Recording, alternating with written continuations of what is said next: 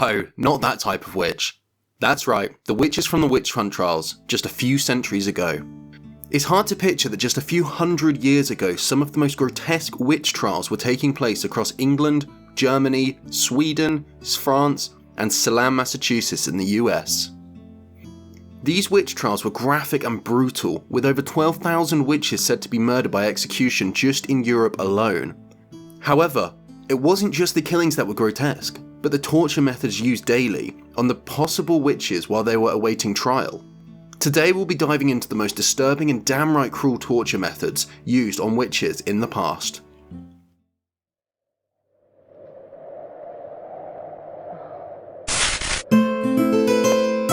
Starting off with something somewhat tame compared to the others was the pricking. Professional prickers were usually men who would use sharp needles and pricks to stab the witches whilst they stripped. There was a belief that witches held distinct marks from the devil, which were shown when the witch was completely naked and shaven.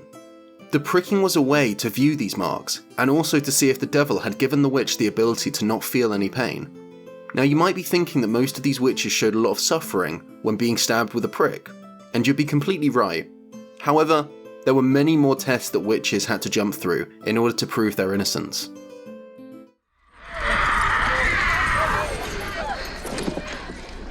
Getting steadily more disturbing was the Scold's Bridle.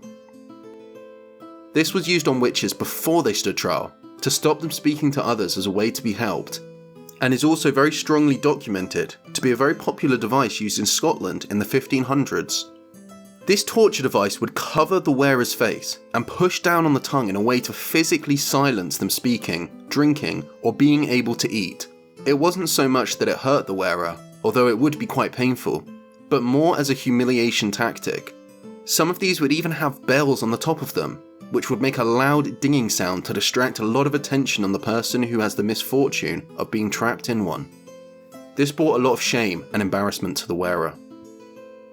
Now before we get into the physically painful torture devices, make sure to hit the like button if you're enjoying the video, and subscribe if you're new to the channel. The next torture device is light-heartedly named the Pillywinks, but don't let that name fool you. I believe these to be the simplest and yet the most effective method of revealing the truth. Witches that were expected to have casted spells were to have their hands and thumbs removed before being burnt alive at the stake. This machine holds the victim's hands tight so that they can't move or escape, and slowly nails screws into the thumbs of the unlucky person who has to suffer this. This is then further applied to the hands of the witch, and eventually completely decapitates their hands and fingers, breaking bones painfully and drilling through the flesh slowly and agonizingly. It has been well documented the use of this torture method for witches across Europe and America. However, in different regions they all have different alternatives to this mechanism, some even more grueling than the previous. Next we have a device that's very similar to the Pillywink, however more centered towards the feet rather than the hands, and in my opinion slightly more horrid. This is called the boot. Now there are many different alternations of the boot throughout the witch trials, and the more I research this method, the more disturbing it gets. The boot was a torture device that looked like a metal boot and closed around the victim's leg and foot. It usually had sharp nails in, which would be hammered into the person's leg so that they are constantly walking around with many nails in them and bleeding out. They then would use the witches or criminals who had the boot on as an entertainment for the royalties who would travel to visit these people being tortured. Their suffering was the royals' entertainment.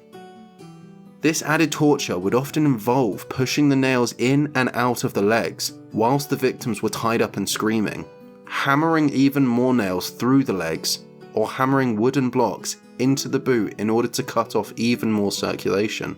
In some documents of this torture method, the metal boot would slowly be burnt. This would inflict the sort of pain that I honestly can't even comprehend.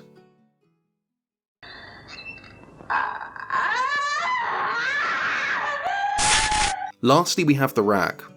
The reason this is the last and most disturbing will make sense the more I explain it.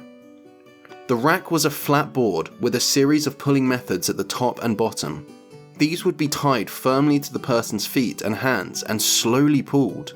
This method was made popular ever since it was used on Guy Fawkes. However, even before 1606, it was documented about. This would stretch the victim's body out, bit by bit, slowly, whilst they experienced not just the agony of their skin brutally ripping apart, but also their limbs becoming dislocated from the rest of their body. Snapping ligaments and bones would make a distinct loud popping sound as they were torn apart from one another inside the human body, while the victim was fully awake and suffering this. Just like a couple of previous torture methods, across Europe we see different styles of this device. Some methods involved lighting a fire under the rack, so that the victim would also be burning alive and amplifying the burning stretch pains to a whole new level. Others added spikes to the flat board, so that their skin would rip off even more with the stretching. Additional documents even say that they would give someone there whose only job was to rip off the victim's fingernails whilst they were being tortured by the rack method. All of these sound truly horrific, and I'm so happy that this is not practiced today.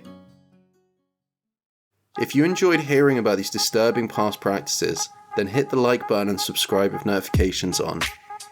Let me know in the comments which method you feared the most. I always read the comments and the replies, so it'd be great to know. Until next time, witchcraft lovers, peace.